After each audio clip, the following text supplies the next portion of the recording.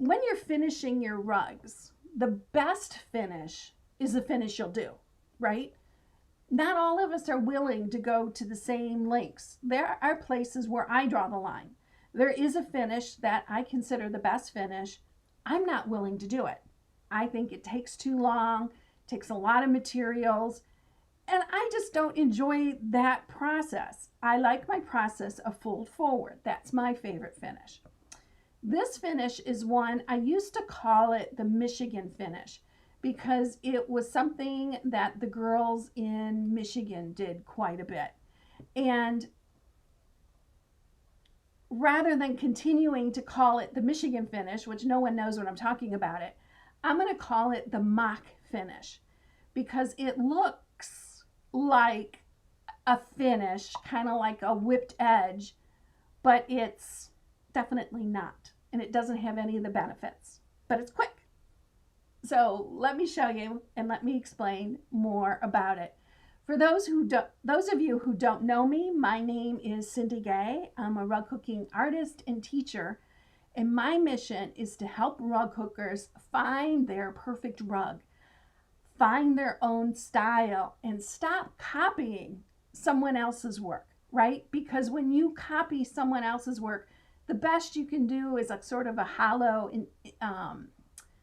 imitation of what they've done, because the same wools are not available, whatever. I teach how to start from scratch and how to color plan your rugs, which is actually how to value plan your rugs, and how to get that process going. I do that through lessons like this, which are every Tuesday and Friday, or more structured courses, which are available on my website, howtorughook.com. Those are classes that you pay for, you can enroll in and have access to. They're, for the most part, self-paced. You can go through them as fast or as slow as you want. You can watch them over and over, however many times you want, and they've been edited to give you the best possible video. Now, I also have another website called cindygayrughooking.com, and that has over 300 written articles. So if you want something for free, that might be a good place to start first. If you're new to watching this, be sure to subscribe. Just click the button, and when you click subscribe, a little bell will show up. Click that bell and then choose what kind of notifications. If it's somebody I care about, I always choose all. So if they go live, boom, I get a notification. I know they're live no matter what time of the day it is. Now, you will have to have your phone number or your email put into your Google account in order for that to work. Okay.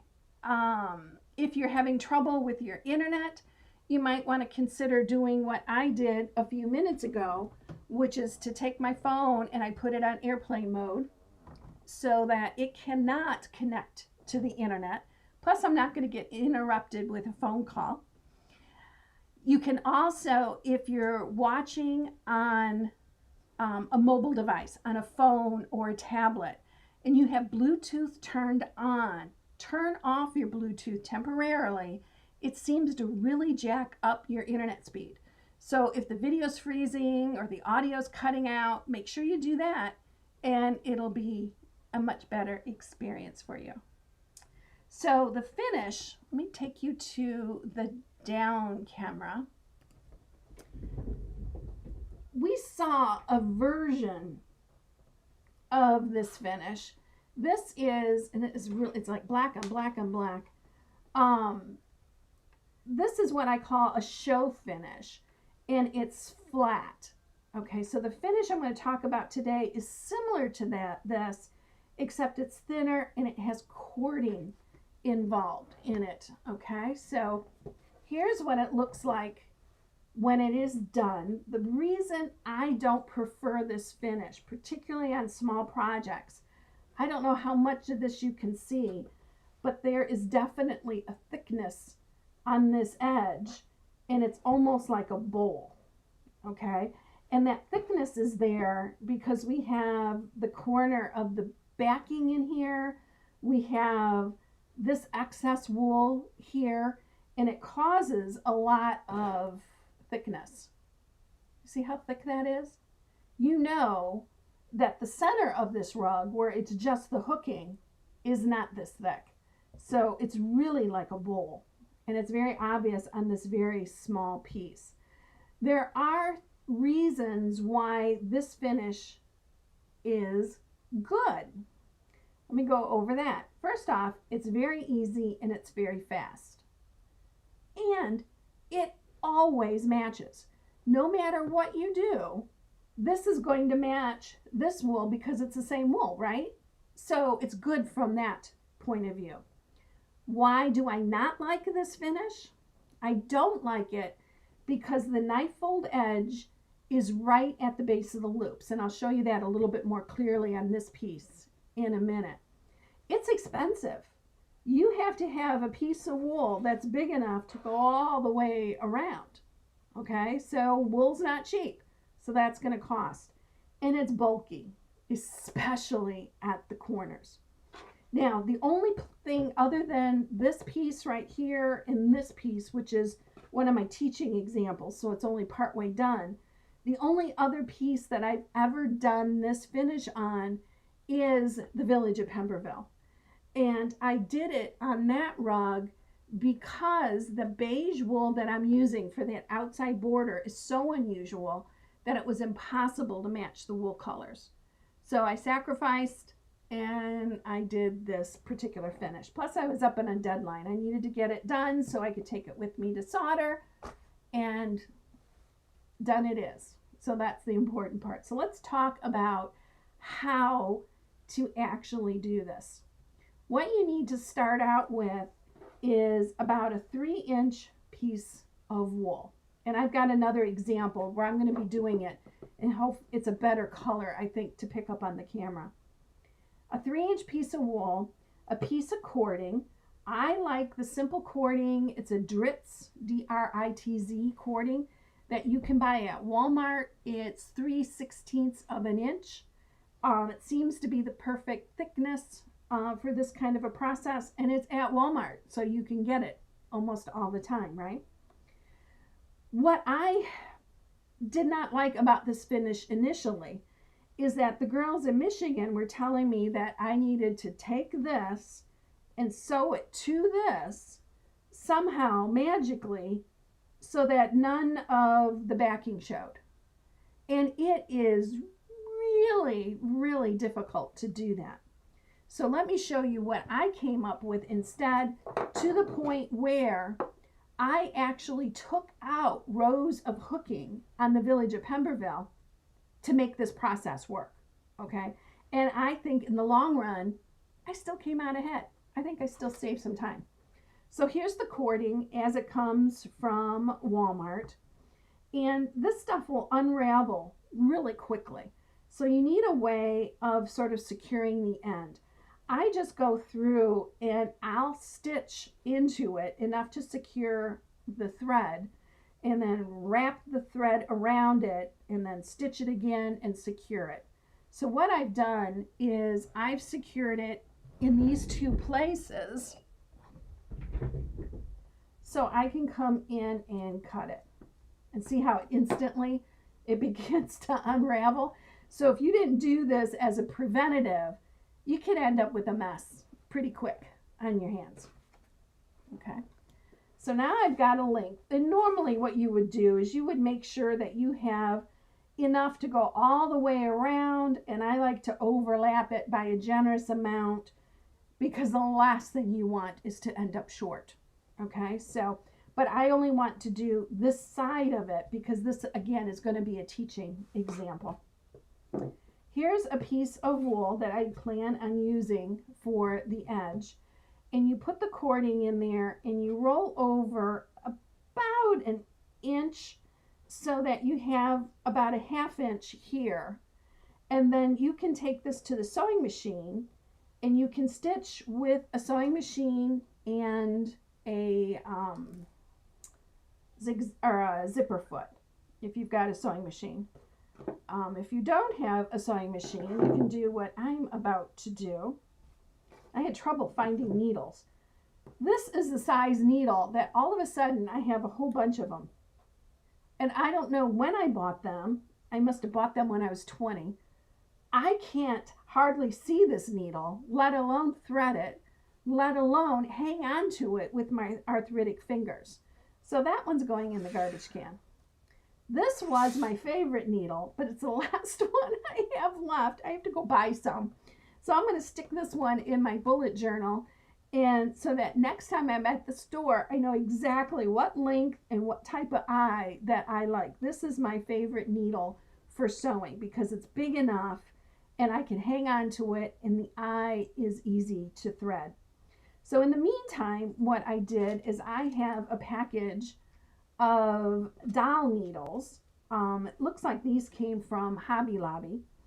And what I did is I took the smallest one out of the package, and this one will work fine for the straight stitching. So that's what I'm going to be using. And I want to stitch just enough of this so that I have a good sample so I can show you how I would do it. So I don't put a knot in my thread. I just kind of like dig into the same place. You would, of course, oh shoot, I've already unthreaded it. Give it up. Give it to me. Okay. Let me thread this again. Hopefully I can do it by feel because I certainly cannot see it. Yay. And what I do is I just stitch snug up really close. If you were doing this for real, you would stitch maybe a little bit smaller, although it's not too bad. I'm doing a back stitch so that it is secured a little bit more. I'm doing like a back stitch and then a straight regular stitch. I don't know, I'm making this up as I'm going. Point is, this does not have to be fancy because this is really not going to be showing that much. And if you use thread that matches with your wool, it's going to make that whole process a little bit better. I just got to get enough sewn so that I can use it on the piece as an example so you guys can see what I do after this. Now, what I recommend is that you practice this finish the same way I'm doing right now. I mean, this is not for practice. I just needed a better example of it. And I'm always improving my little teaching aids. But if you do this for yourself, you will have a permanent record of how it works. Plus, you are not doing it for the very first time on your rug. By the time you're ready to stitch this on your rug, you are experienced, right? Because you've done it once before. So that is going to be the best way to do this. Okay, let me just stitch a couple of times in place.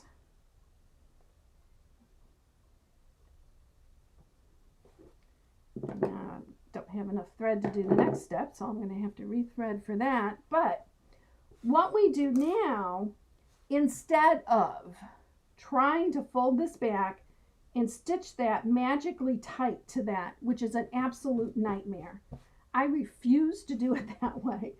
What I'm going to do is lay it on the hooking with the little seam part down. And the way you can know for sure if it's right is if you fold it, then this edge is on the inside, is on the back of the rug, and it's a nice clean edge. So I'm just going to lay this down like right there. I need a little bit more thread.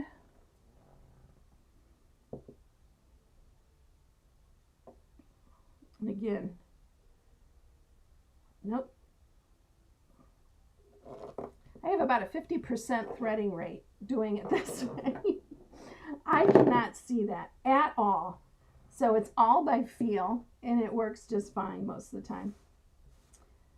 So now what I'm going to do is I'm going to stitch this down to the backing such that the edge of this bundle simply touches the loops. I'm not trying to be super close with it. I'm not trying to do some fancy weird stitch. I am doing it the easiest possible way. Except when you get started, my thread's getting caught. Here we go. And then I just stitch in that same place where I was stitching before, which is why I'm not super careful the first time around, right? Because I know I'm going to be stitching another layer, and that's the stitching. It needs to be a little bit more careful because I'm actually stitching it to the rug. Make sure I stay in the frame. When you get to the corner, because I do want to show you a corner, there's a couple things that can be done. What I would prefer with this method would be, instead of hooking a square corner like this is, I would hook it more of a rounded corner. And then that way this could just go gently around the corner and you're going to have slightly rounded edges. It's a more primitive look. So you have to decide if that's the look you want. But that is definitely going to be an easier way to do it. So what I'm doing is, right now I'm at the corner and I'm just putting a few extra stitches in it to get it attached nice so it doesn't move. And then this is going to wrap around. So now what I'm going to do is kind of puff it up a little bit so I can get in there with a good secure stitch. And then bring it this way around. Again, I'm just letting this edge of this touch those loops. Let me go for like an inch or so, and then I'll show you the next step. Because I realize some of this is kind of like watching paint dry. But it also makes a lot more sense if you can actually see it done and see the issues that come up. Like how this is going to wrinkle up like that, and that's okay.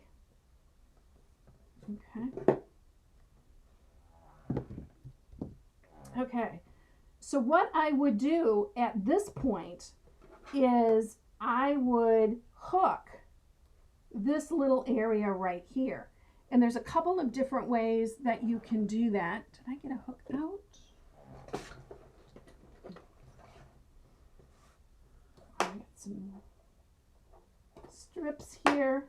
And this is not as hard as it seems. If you put it on your frame, it's not going to do anything, right? Because you can't see that white area. So what you have to do is kind of hold it in your hand. And this is how I hook up the sides of the footstools. And actually, this is actually easier than hooking up the sides of the footstools. I hold this in between my fingers. And it usually takes 2 rows of hooking on a wide cut. And then it's just a matter of bringing up the loops. So this, to me, is much easier than trying to somehow magically sew this up so that it's super tight against what I've already got done. So I'll go through here and I'll put in a second row right next to that, and that'll complete it. Once that is done, I am going to, I was debating on how to show this, but what needs to happen is this needs to be cut off so that it is that magic 1.25 inch that I use. Where's my little cardboard?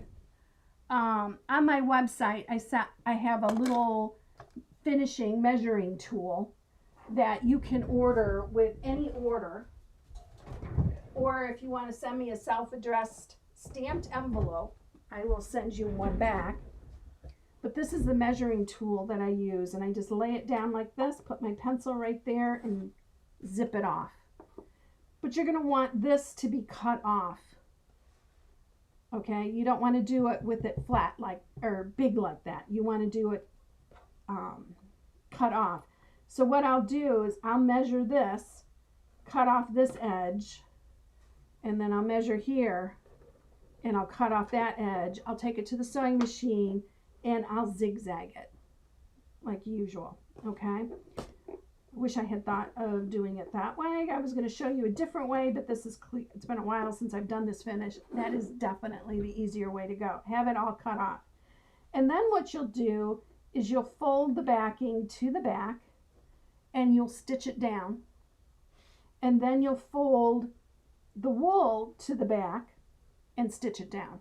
In this particular case, that backing is looking a little bit on the big side. So I would probably notch it and rip off, probably about an inch or so, because this will be cut off. This will be thinner. You just want to make sure you've got enough for it to cover. And what I recommend is not making this thinner until you have it sewn on and you've got your backing and you've got your backing sewn down, because sometimes wrapping that wool around the cording, some people will wrap it more, some will wrap it less, and what you don't want is to end up too short and it doesn't cover the backing, right?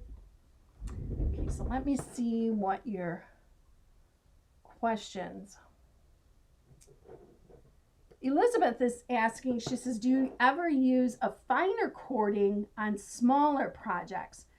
Not really. It's kind of the cording that I decide to use has to do more with what cut size I'm using, because I want the cording to match the thickness of the hooking.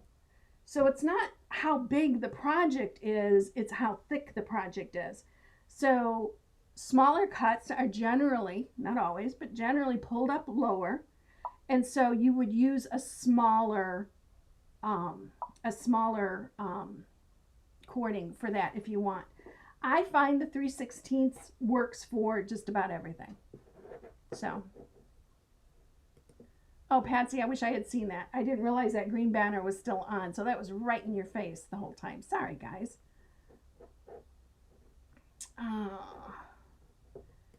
Joan is saying, so can that be sewn around with the zipper foot instead of by hand? You can if you want.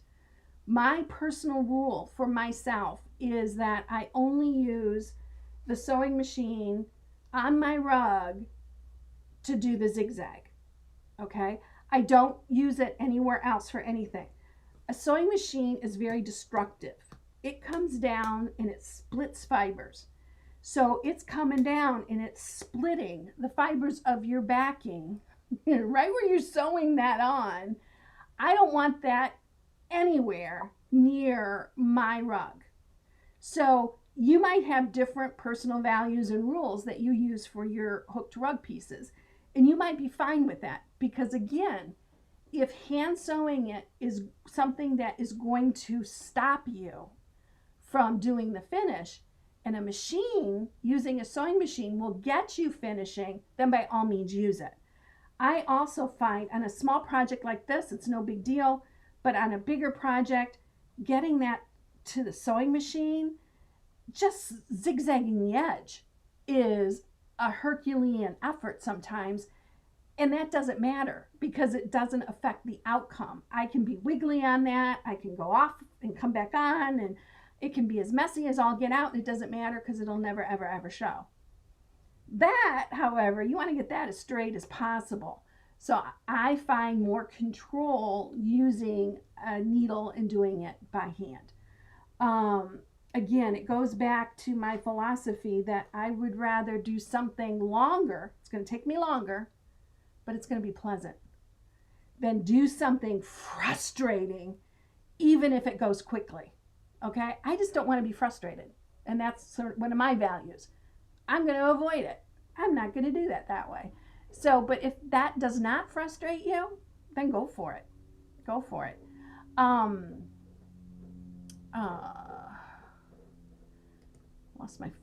Lost my place. How wide was the strip of wool when you began? It's roughly about 3 inches. It's a 1/16 of a yard. So this is my unit of measure for everything in my studio. So when I cut down a piece of wool,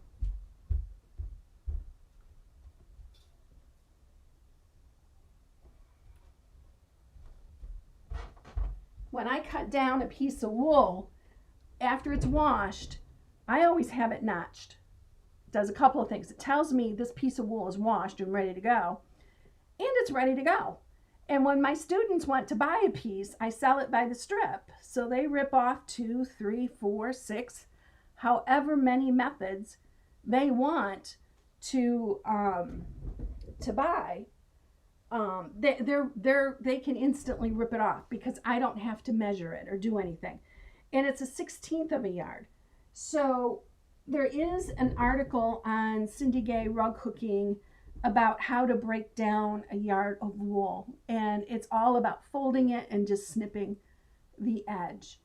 And on most pieces of wool, not always, because it depends on how big it was to begin with, and then it depends on how it behaved after it was washed, because I use washed wool for this.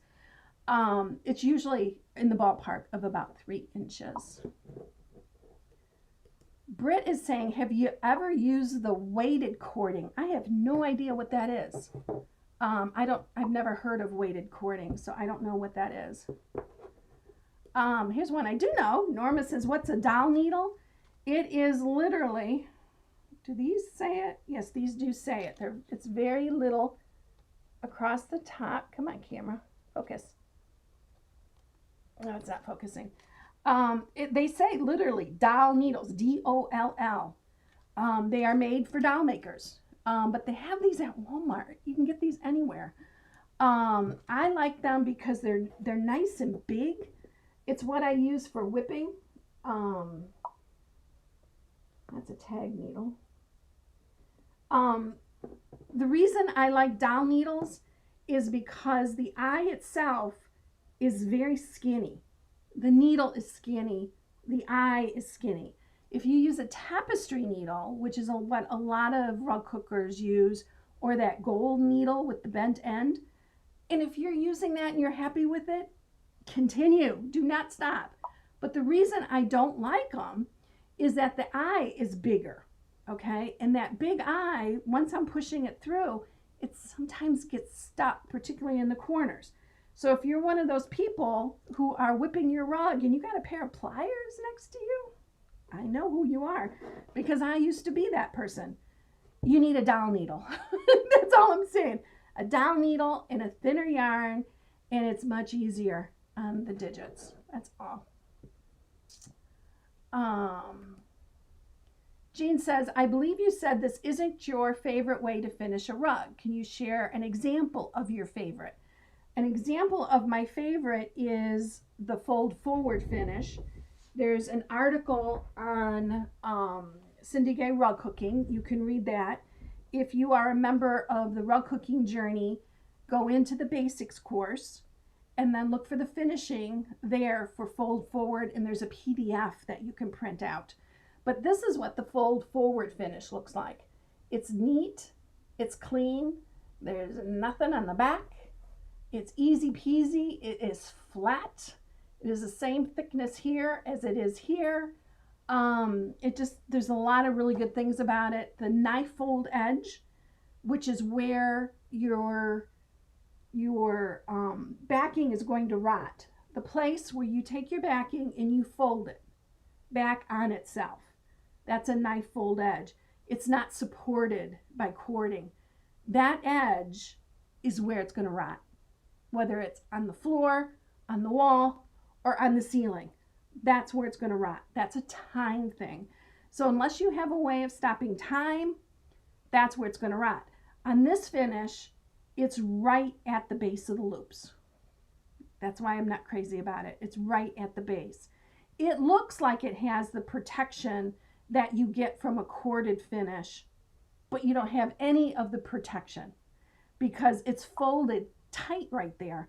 It's going to rot right at that. And what's going to happen in maybe 25 years is that this cording is simply going to fall off because the backing on the inside is where it's going to rot. I like the fold forward because where it's going to rot is inside the bundle. So it's not necessarily going to fall off of the rug. That's one of the reasons why I like that. Can it be sewn by zipper? I think I did that. Have you used this method for a pillow? No, I have not.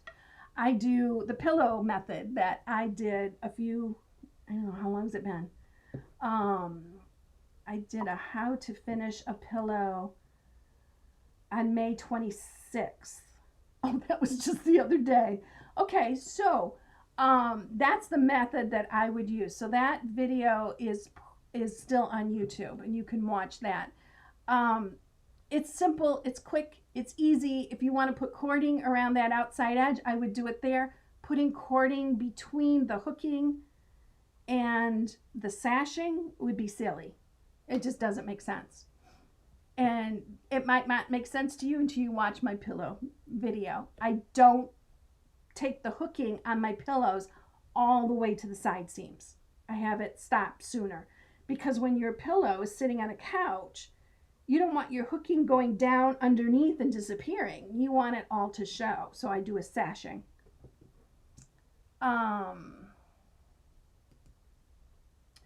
Roberta is saying, are you concerned about how the extra hooking rows change your pattern? No, pre-plan. Sew it on before you get, and then that way your hooking ends where it's going, where you had planned it all along. So no, just put it on sooner. Norma said, would this work on a pillow if you then hand sewed on a back after you did this edge on the front? You could, but you're losing the benefits of the sashing. I would do the sashing and then put cording, which is then you would do it the way anyone would do cording on any sewn pillow, because you would do it between the 2 layers of wool, and your hooking would be down lower. Because when you have hooking that goes all the way to the side seams, once again, and you set that on a chair, this much of your hooking is going to disappear underneath that pillow. And I just don't like that. Oh, Sharon noticed that I'm barefoot. This is the best job ever, right? Because I get to be barefoot. And I've been barefoot not only here at home, but I've taught at Cape May, New Jersey on that wonderful, beautiful porch in my bare feet. So yeah, it's pretty cool. Elizabeth says the fold forward looks like it lays much flatter. Much, much, much flatter. To the point where I would be reluctant to use this finish on a rug on the floor. I know the girls in Michigan do, but I think it raises the edge just enough to make it a little bit more of a trip hazard. And I would not feel comfortable with that. This on the floor, you know, there's no extra thing to be tripped over. Can this be done on a circle rug hooking? Probably. I would be sure to go through the methods that I laid out. I don't remember if that's a public video or if it might be private. It might be inside the rug hooking journey. I talked all about how to prep your circle before you finish. You need to draw a square around it, measure the diagonals, steam it so that it's square, all before you cut off the edge. So as long as you did all that, yeah, I could see you using this. You would have to do something like I did here. You would have to do some little gathers on it. And if you did the minimal amount, maybe not even have it come in as far, maybe make it a little bit smaller, you would have less of it to deal with. But yeah, I think you could do it on a circle rug. I would definitely do that by hand. If you take that to a sewing machine, it's going to stretch it on the bias and do all kinds of weird things, and you're going to end up with a weird shaped rug. So I would definitely do that one by hand. Jess is saying, have you ever used a combination of the fold forward with an edging strip? Meaning, take a strip of wool to the back of the rug warp, then jelly roll the two together, then stitch to finish off. No. Not sure, because if you're jelly rolling it, you're not really doing the fold forward. You can't get the pretty corners. So definitely what I would do would be to round the corners on a rug if you were rolling it, because that rolling it on the corner, it gets all complicated. So I would definitely round the corner on a rug like that. But yeah, invent your own finish. Just because some teacher somewhere has not described this finish, if it works for you, it works for you. Remember, I said the best finish is the finish you're willing to do. Okay? Get those rugs out of the closet. Let's get them finished, right? Jess is saying, asking because pulling the yarn through is hard on my hands compared to needle and thread. Try it with the dowel needles.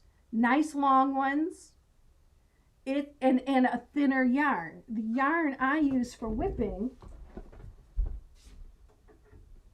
I got this here because I was working with my class this morning. I was working on whipping an edge of my room size rug. This is how big my yarn is. I do not use a chunky yarn. This is a knitting worsted. It's Cascade 220. 220 is the weight of the yarn. That's how that company denotes the weight. It's rather thin. I often have to go into holes twice to get complete coverage, but it doesn't hurt my hands. So that's the best part. And I'm not pulling hard. And because the dowel needle is longer, I've got a better grip on it. So you might want to try that instead. Donna is saying the fold forward is my favorite. Yeah, it's my favorite too. I love the fold forward finish. Where'd my mouse pad go? Here we go. Let me get this under here because otherwise that makes a lot of noise. Elizabeth says, I want to go to Cape May and sit on the porch with you. I know, it's such a cool camp. I mean, it's one of those camps that one of these days I might make it a girlfriend's trip and we might all just go out there and go to the Cape May. I won't be teaching because it's not, how can I say, it's not a camp where I sold a lot of wool. So it wasn't my most profitable camp. But as far as enjoyment goes, holy cow, to be able to walk every morning down to the ocean and watch the sunrise or the sunset or go to the lighthouse and sit on that pebbly beach and look for what they call Cape May diamonds. I mean, it's a magical place. And the inspiration of all the Victorian houses, I mean, you cannot find another place that compares. Just says, I like fold forward, just find the yarn wrapping puts me off because it's uncomfortable on my hands. Yeah, make sure you're using a thin yarn. Norma says the Pemberville rug almost looks like it's rolling under a little bit at the edge.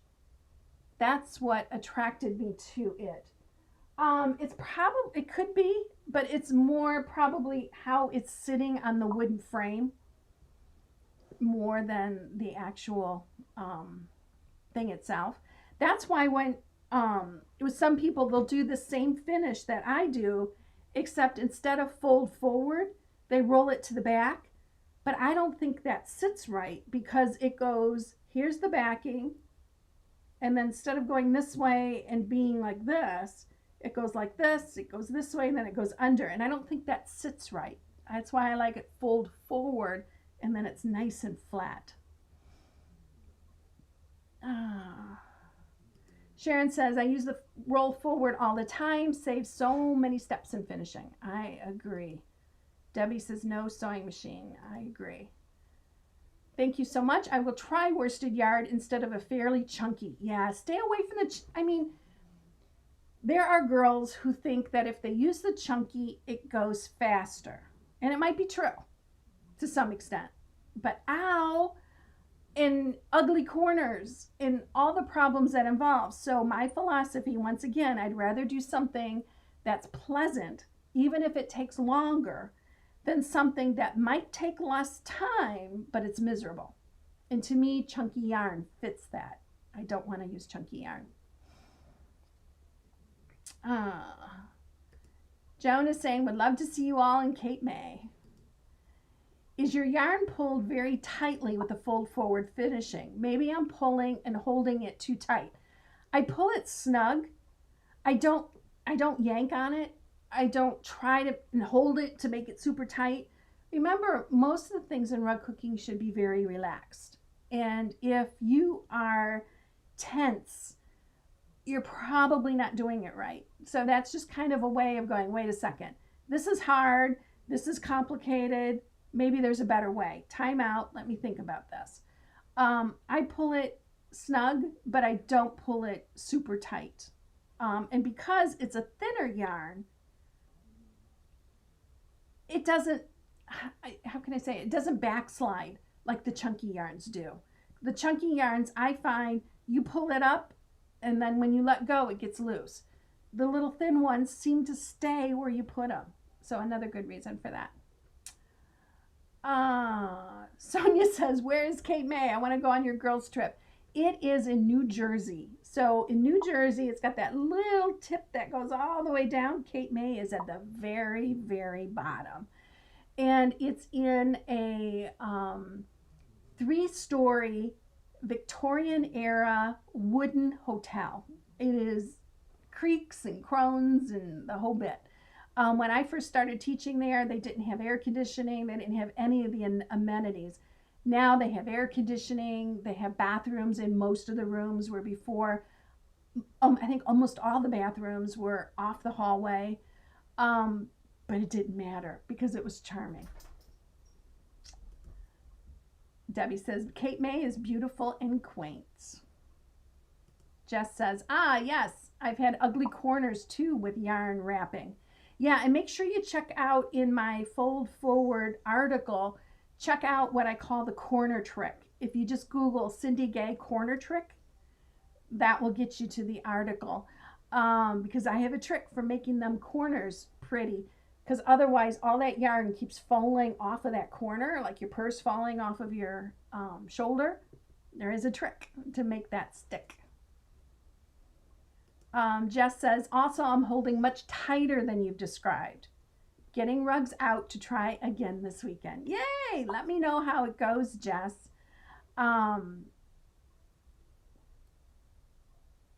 Sonia says, I like going over a knitting needle when I whip. Just make sure it's a really, really small one, one of those sock needles.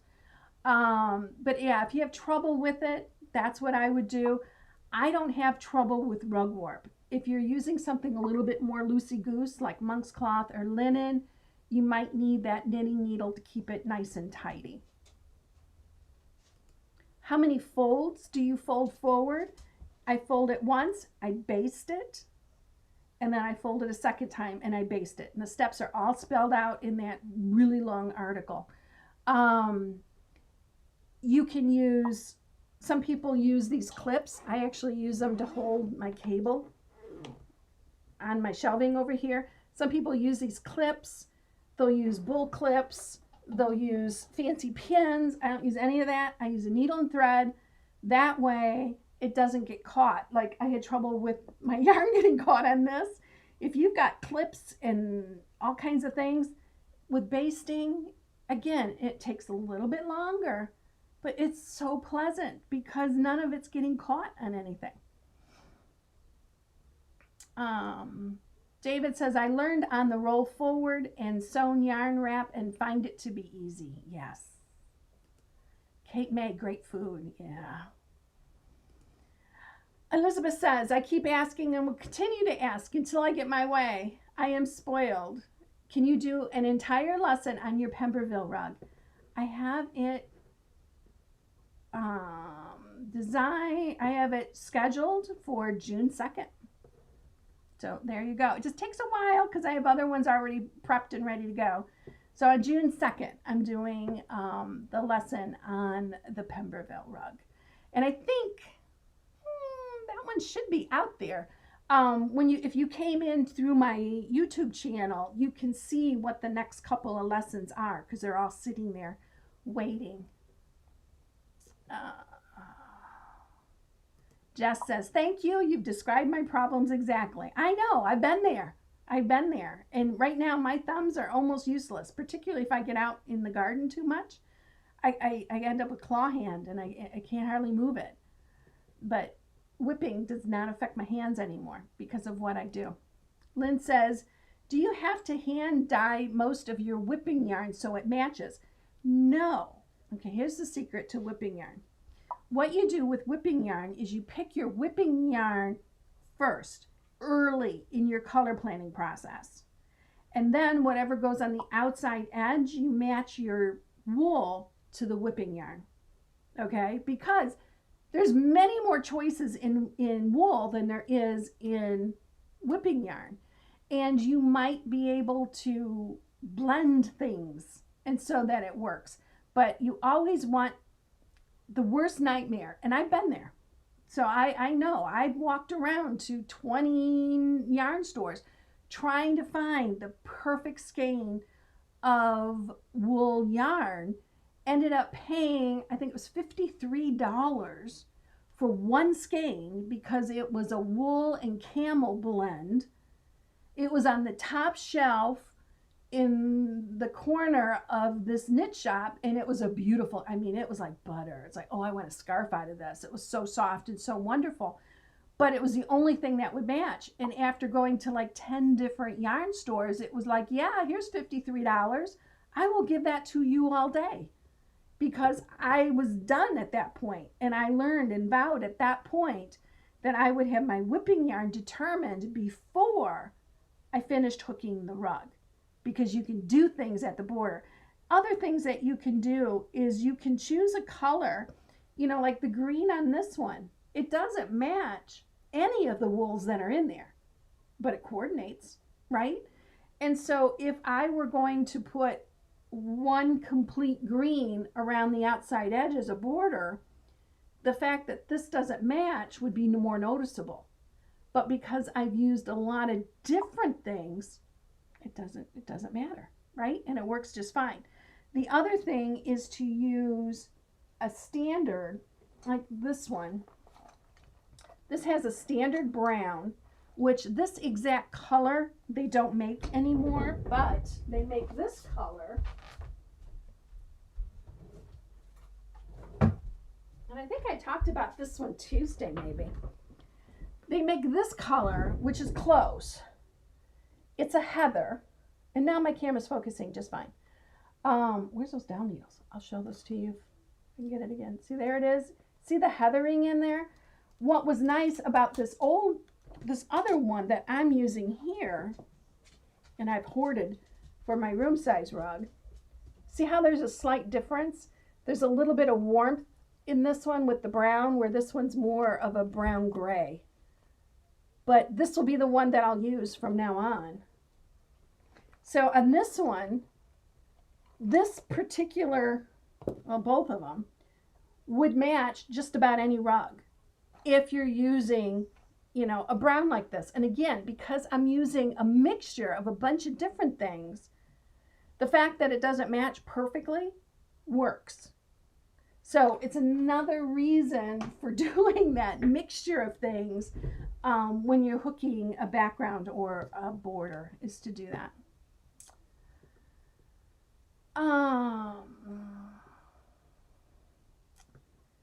David says, I double wrap corners. I'm not sure what that means. Britt says, have you tried 2 roll forwards separated by 2 rows of hooking? Time consuming but lovely. No, I have no idea what you're talking about. 2 rolled forwards. 2 roll forwards. 2 folds? But how can you separate that with 2 rows of hooking? Unless you're talking about that row of hooking is substitute for cording on like linen or something, that might be. But then you can't see the hooking because it's on the inside. So I might not be talking about what you're talking about. Helene says, I need to go to Cape May. It's a 2-week rug camp. 2 weeks? So you can really indulge, okay? One year I taught the first week, got on a bus in Atlantic City and went into New York City, spent the weekend with my son, and came back and was a student the next week. It was heaven. Liz says Cascade 220 comes in a lot of colors too. It does. And it's one of the more affordable things. This particular skein, without doing the calculations, and there is a calculator inside the rug hooking journey, inside the basics course, that will calculate. You put in the length and width of your rug, and it'll tell you how many yards of wool you'll need to whip it, right? But I know this one skein will do the bulk of my room size rug. So there's many rugs in this one little skein. Paula says, I finished a rug and the top is blue sky and the bottom is green grass. What color would I finish my rug? If I was hooking it, I would use this. Somewhere in that rug, you've probably, in the barks of the trees or whatever, you've got a dark like this. And I would just hook it as a frame all the way around. To me, there are people who will whip based on whatever colors on the outside edge. I find it incredibly distracting, but that's my personal thing.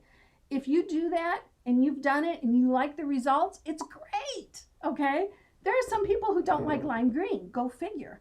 So we all have different tastes, right? But what I don't like about it is if you have like a mountain and it's coming down at an angle, when you whip it, all of a sudden it's going straight. And I'm not crazy about that look, because I think it breaks that line. I'd rather just see that be a brown edge. If a skinny little brown edge is too little, find a wool that coordinates with this and hook a row or two around it and then finish it with that, right? Again, pick the yarn, then find the wool that coordinates with it, and then plan the edge of your rug. When is the Cape May Rug Camp? It's in September. Britt said, I meant a roll forward finish, then 2 rounds of rug hooking, then a final tool forward whip finish. Does this make sense? No. Because once you do a roll forward finish, there's no more backing. You might be talking about, and I will never, ever, ever do more than what my little sample piece is, if I can find my sample piece, because I had it out the other day. There is a finish where you can do, you basically are just whipping according to the backing, and then beyond that doing the roll forward. I don't think it gives you any advantage, and it's a lot more work. If that's what you're talking about, it's too much work, because you have to come up and then go down, and then come up and then go down. Where with whipping, you're doing it twice as fast. Okay, so if you think whipping slow, that is even worse. That is even worse. Elizabeth says, what if the color of the rug has several colors? Do you change the whipping yarn as in a neutral landscape, blue sky, or do you always use all one color all the way around, or did you address already? I kind of did. I do one color all the way around. It's simple, it's easy, it's a picture frame. And if I'm doing a landscape, and again, this is my personal preference, my landscapes never touch the outside edge. I always have a border, usually a nondescript brown border going around it, because if you've got strips that are going this way and some that are going this way and some that are coming in at an angle, your edge is going to do this a little bit. And I like a nice straight edge, and a couple rows of hooking give you that ease to get that nice straight edge. Lynn says, I'll have to do that going forward. I'm searching for a yarn now and having trouble finding a match. Yeah, thank you for the tip. Consider, if you haven't cut it off yet, consider, that trick of adding a couple rows of like a brown and then find a brown. But find the yarn first and then find the wool fabric that goes with it. And the easiest way to know what works is if you've done a texture sample, and if you don't know what I'm talking about, it's a lesson inside the Practical Color Planning course. And it's where you hook little examples of your textured wool. Hook the browns that you think you could use. Take that with you to the yarn shop. It's already hooked. Then what you do is you take a pencil, and you put it into the skein of yarn like so, and you fold your texture sampler so that that brown looks there, you'll know exactly if that'll work. Okay, instead of buying it, taking it home, whipping this much and going, it's not going to work. This is all you have to do. Stick a pencil in it and take a texture sampler. You really need to do a texture sampler for that wool anyways, because you want to know what that wool looks like in the long term, right?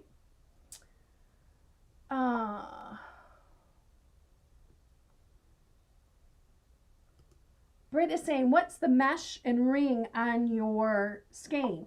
Well, this is the way that I store wool strips. Okay, so like this. This is how I store my cut wool strips. These are my ring sorters. They're available on my website. This is how they're sold. And it is, everybody always asks, how many? There's basically 15 of these rings. There's 3 of the smaller ones. And then in each set, you have 2 extra sleeves. Okay, so there's 6 extra sleeves. So you could turn this one into one, and that one, and still have 1, 2, 3, 4. You still have 2 left over that aren't doing anything. So those are available on my website. If you buy 2, you get a bonus kind of a thing process there. That's what most people end up buying. Okay.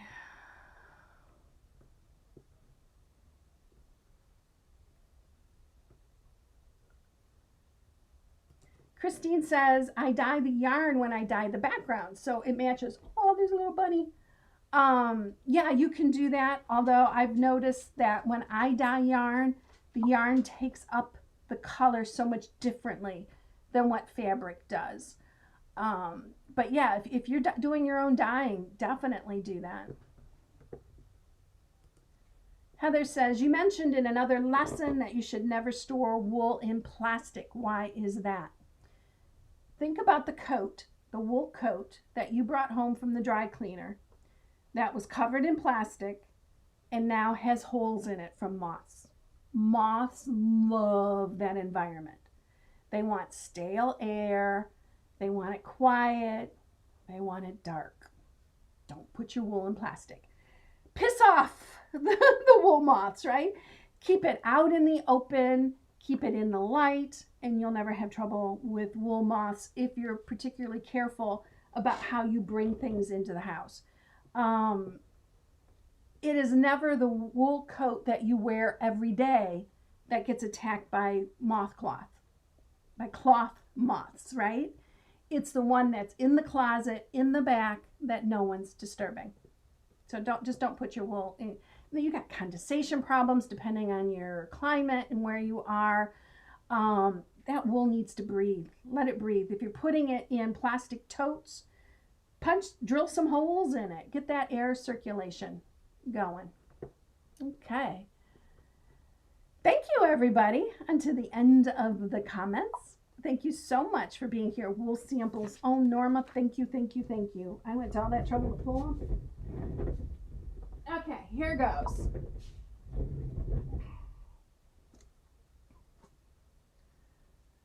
Okay, so Heather says, so it shouldn't be kept in dresser drawers either. This is me personally, I would not if that dresser is wood, and I'm assuming it is. Wood gives off a gas, and it'll promote the rot of wool a little bit faster. That's why all my stuff is in wire shelving.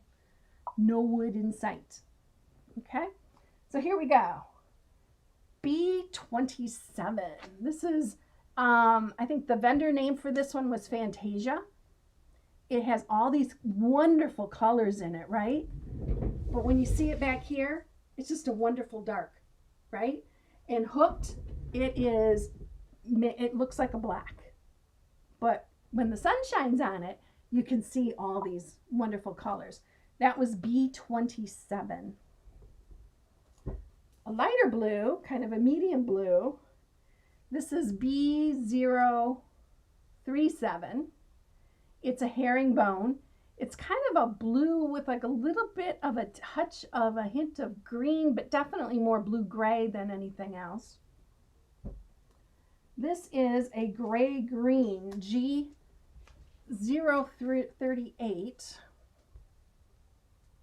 This is one that I use a lot for ground. You might not think of this for ground, but in a lot of my pictorials, I use this pretty liberally with ground, because if you make everything your ground, your trees and everything, all this bright shiny green, then all you see is bright shiny green.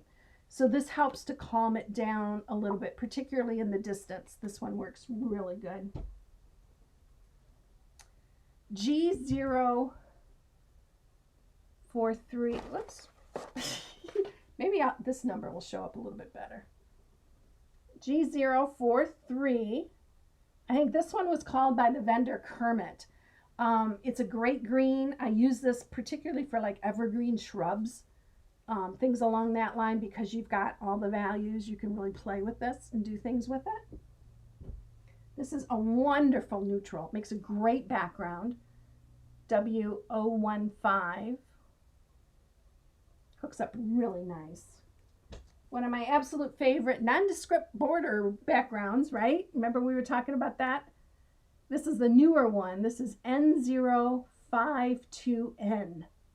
I don't know why it's so fuzzy. I think some of it is fuzz that came with it, and some of it might be contributed fuzz. But it's a nice heather. This one hooks up really pretty. It doesn't look the way you think it would look like hooked. Hooks up really nice. N64. It's a great primitive wool. This one I call concrete. I might have shown this one before now that I'm thinking about it. N073. If I'm hooking something, you know, a house and there's a concrete driveway, rather than using gray, this is what I'll use. It has a lot more life to it, and it still looks like concrete. And last but not least, one of my favorite brown backgrounds. It blends with what I use here for brown backgrounds. This is N082, and it's got, again, it's kind of like how B27 was like a blue with all those other colors. This is a brown with a little bit of orange and green blush to it. Okay, and perfect timing. Whitefield Antiques, thank you so much. She says, when is the next wool sale? It is tomorrow, okay? You do need the Zoom app, so you'll have to download the Zoom app. If you're unsure, if you've come to any of my hook-ins, my live hook-ins, and oh my God, those are so much fun. If you haven't been to a hook-in, there's also a hook-in tomorrow at 4. So the wool sale's tomorrow at 2. And then the hook-in is tomorrow at 4. You just need 2 different Zoom links. And so you'll go to one, we'll end that one, and then we'll go to the hook-in. You'll click on that, and you're in the room for the hook-in. We have people from all over the world who come in and hook. Your camera is on. We can see you. We can hear you. You can turn off your camera if you want, but we hope you don't, because it's so much more fun to be able to see people hooking. You don't feel as so much alone. And during this COVID crisis, it has been a lifesaver, not just for me, but for a lot of other people who are there. Emily says, bingo. She goes, sorry, I couldn't resist. My first comment ever. Emily, you are a bit of a lurker. She says, thank you, thank you. Not sure I'd survive without you. Emily, oh, there's 2 bunnies now. Oh my God, my dogs would go crazy. Emily is a regular at the hook-in, and we've all gotten through this, and we've made new friends. I can't say enough for it. Do I send a link for the wool sale? No, I don't think I do. But I think I'll try to send out a manual email with the link. You do have to register, and when you register, it gives you the link. And then ideally what you do is you save that link for the next time. This month will be done with Kim Hurt. She's a friend who lives just 20 minutes from me. And I didn't think I was going to do a wool sale this month because last month I was just so swamped. And I was like, that's it, I'm done. But then I came back and I thought, well, Kim cannot vend, right? Because events all over the country are canceling. Her business is going to rug shows and vending. And there haven't been any. So she's going to come tomorrow. She is here. Yes, she said, see you tomorrow. She's bringing me Taco Bell. And we're going to sell her wool. They're beautifully hand dyed. She has some really special things that you don't want to miss. And if you're looking for values and you want to play with values, that's not the only thing she's going to have, but that would be one of the things that's really hard to find that you're going to want to look for. Is there a password for the sale?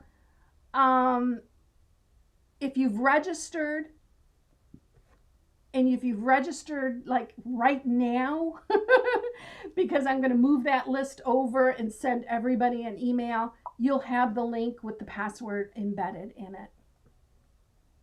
Okay.